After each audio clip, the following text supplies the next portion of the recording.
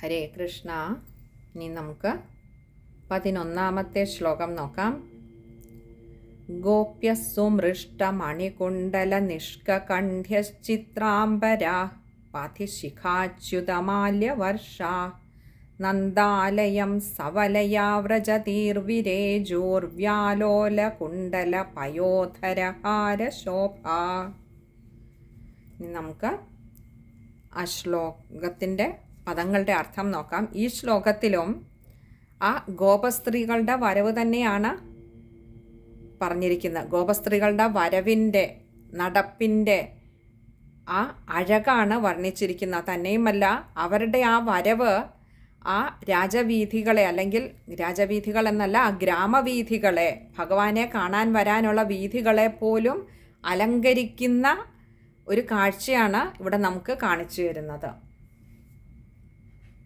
പറയാണ്, ഗോപ്യ, ആ ഗോപസ്ത്രീകൾ സുമൃഷ്ട മണികുണ്ടല നിഷ്കകണ്ഠ്യശ്ചിത്രാംബര. കുറച്ച് വലിയ വാക്കുകളാണ്. നമുക്ക് ചെറുതായിട്ടൊന്ന് ഇടയ്ക്കിടയ്ക്കൊന്ന് പദമൊന്ന് മുറിച്ച് അർത്ഥം വിചാരം ചെയ്യാം. സുമൃഷ്ട എന്ന് പറഞ്ഞാൽ അതിൽ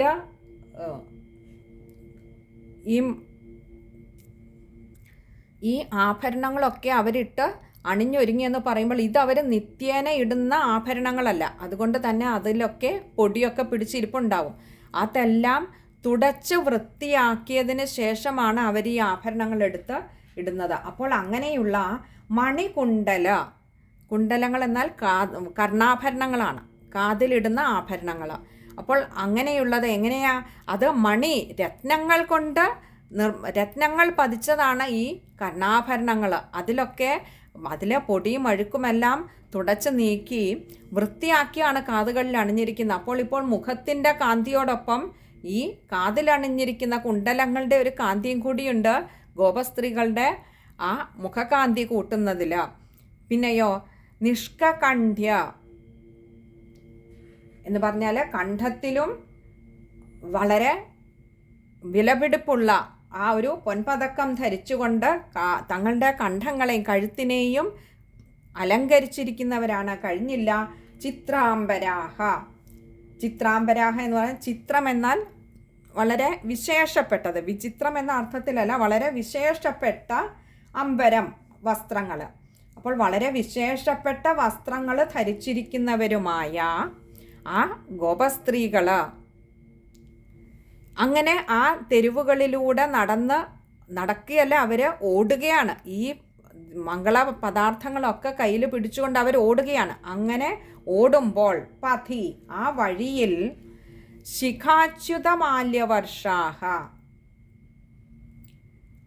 തങ്ങളുടെ ശിരസ്സുകളിൽ അണിഞ്ഞിരുന്ന മാല്യങ്ങൾ, ആ പൂമാലകൾ, തലമുടിയൊക്കെ അങ്ങനെ നന്നായി ചീകി കെട്ടി അവർ ആ ഒതുക്കിക്കെട്ടിയ കേശപാശത്തിൽ നിറയെ പുഷ്പങ്ങൾ കൊണ്ട് അലങ്കാരവും ചെയ്തിരുന്നു.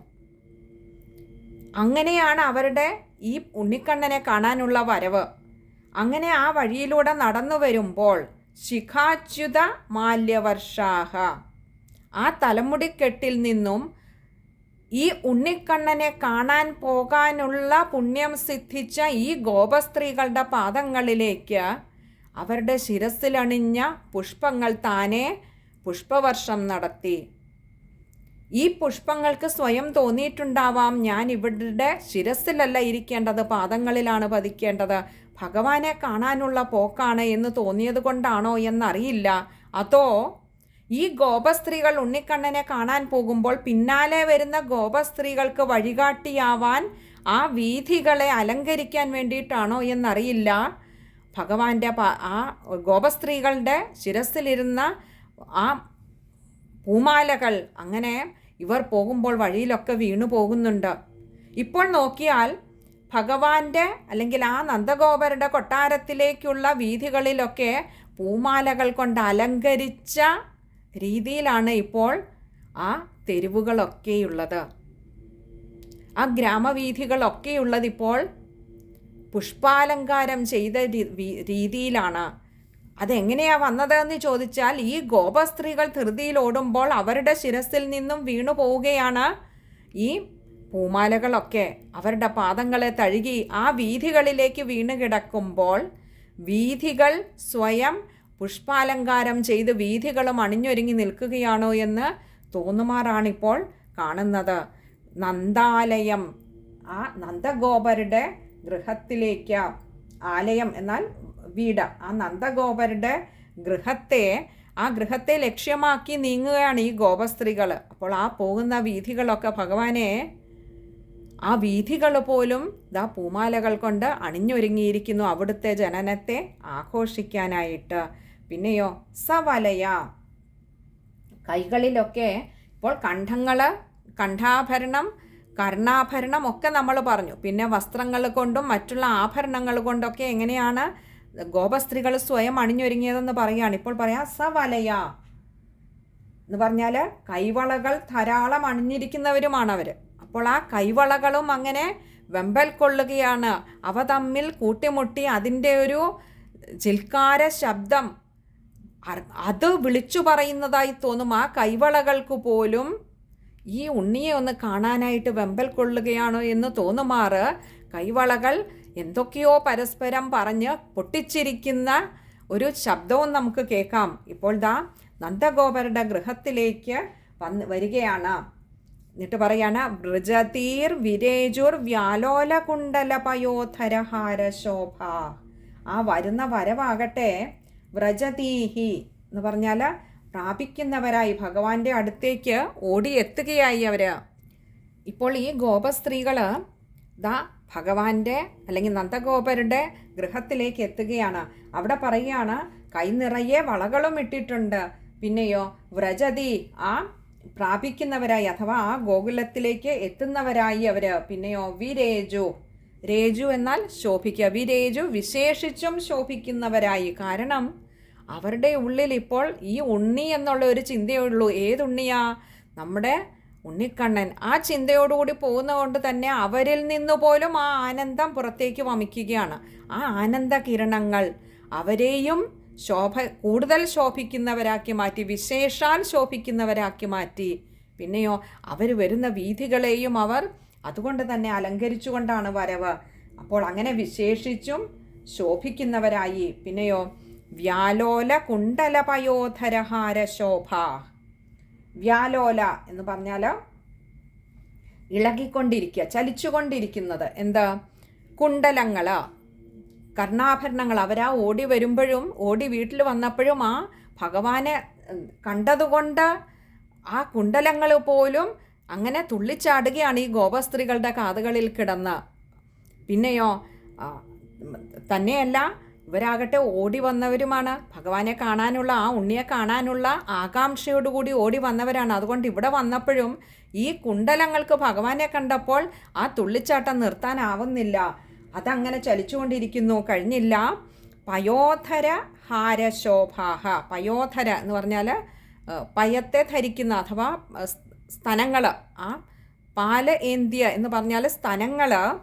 ഹാരശോഭാഹ, ഹാരങ്ങൾ കൊണ്ട്, മാലകൾ കൊണ്ട്, മുത്തുമാലകൾ കൊണ്ട് അതും അങ്ങനെ ശോഭിക്കുകയാണ്. കാരണം ആ മുത്തുമാലകളുടെ ശോഭയാണ് ഇപ്പോൾ പുറത്തേക്ക് വരുന്നത് സ്തനങ്ങളിൽ നിന്നും, മാറിടത്തിൽ നിന്നും. കാരണം ആ മുത്തുമാലകൾക്കും ഭഗവാനെ കണ്ടപ്പോൾ ആനന്ദം സഹിക്കാനാവുന്നില്ല, അങ്ങോട്ട് പറഞ്ഞറിയിക്കാനാവാത്ത ആനന്ദമാണ്. അപ്പോൾ കാതിൽ കിടക്കുന്ന കുണ്ടലങ്ങൾ ചലിക്കുന്നു, മാറിടത്തിൽ ധരിച്ചിരുന്ന മുത്തുമാലകൾ ചലിക്കുന്നു.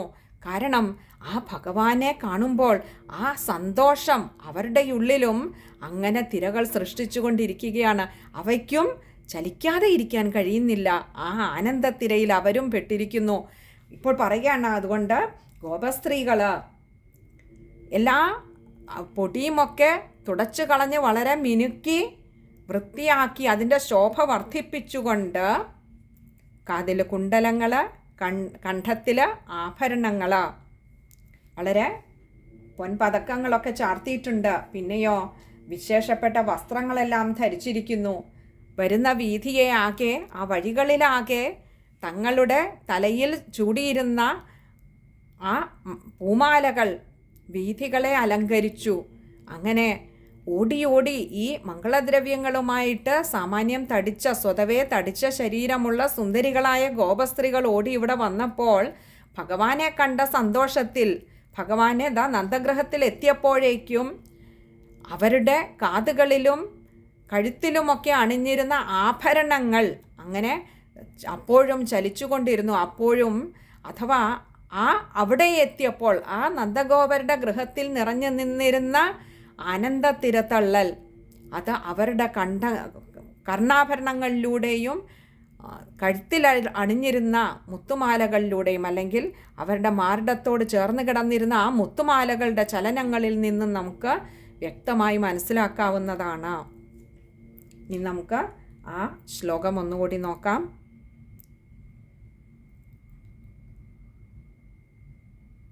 ഗോപ്യ സുമൃഷ്ടമണികുണ്ടല നിഷ്കണ്ഠ്യശ്ചിത്രാംബര പഥിശിഖാച്യുതമാല്യവർഷ നന്ദാലയം സവലയാ വ്രജതീർവിരേജൂർവ്യാലോലകുണ്ടല ഹാരശോഭാഹം.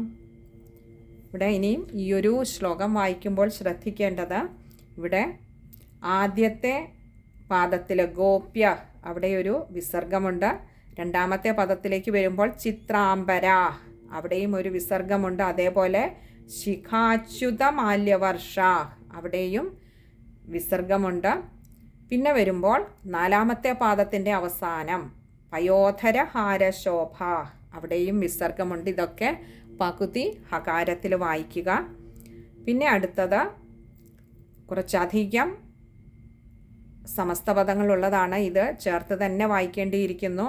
സുമൃഷ്ടമണി കുണ്ടല നിഷ്കണ്ഠ്യശ്ചിത്രാംബര അതത്രയും ചേർത്ത് വായിക്കാൻ ശ്രമിക്കുക.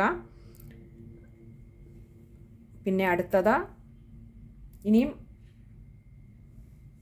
ആ ഒരു ശ്ലോകം വായിക്കുമ്പോൾ അഥവാ തുടക്കക്കാർക്ക് ചേർത്ത് വായിക്കാൻ പറ്റുന്നില്ല എങ്കിൽ നിഷ്കണ്ഠ്യ അവിടെ ഒരു വിസർഗം കൊടുത്ത് പകുതി ഹകാരത്തിൽ നിർത്തിക്കൊണ്ട് ചിത്രാംബര എന്ന് താഴെ എടുക്കാവുന്നതാണ്. അടുത്തത് ശിഖാച്യുത മാല്യവർഷ അതും ചേർത്ത് വായിക്കണം. പിന്നെ വരുന്നത് കുറച്ചുകൂടി വലിയൊരിതാണ്. വ്രജതീർ വിരേജൂർ വ്യാലോല കുണ്ടല പയോധരഹാരശോഭ അവിടെയും ഈ പറഞ്ഞ പോലെ തുടക്കക്കാർക്ക് വേണ്ടി പറയട്ടെ, അത് ചേർത്ത് വായിക്കാൻ പറ്റുന്നില്ലെങ്കിൽ വ്രജേതീർ വിരേജുഹു അവിടെ ഒരു പകുതി ഹകാരം കൊടുത്ത് നിർത്തുക. എന്നിട്ട് വ്യാലോല കുണ്ടല എന്നെടുക്കാവുന്നതാണ്. കഴിയുന്നതും ചേർത്ത് തന്നെ അത് വായിക്കുക. ഇത്രയും കാര്യങ്ങളാണ് ഈ ഒരു ശ്ലോകം വായിക്കുമ്പോൾ ശ്രദ്ധിക്കാനായിട്ടുള്ളത്. ഹരേ കൃഷ്ണ.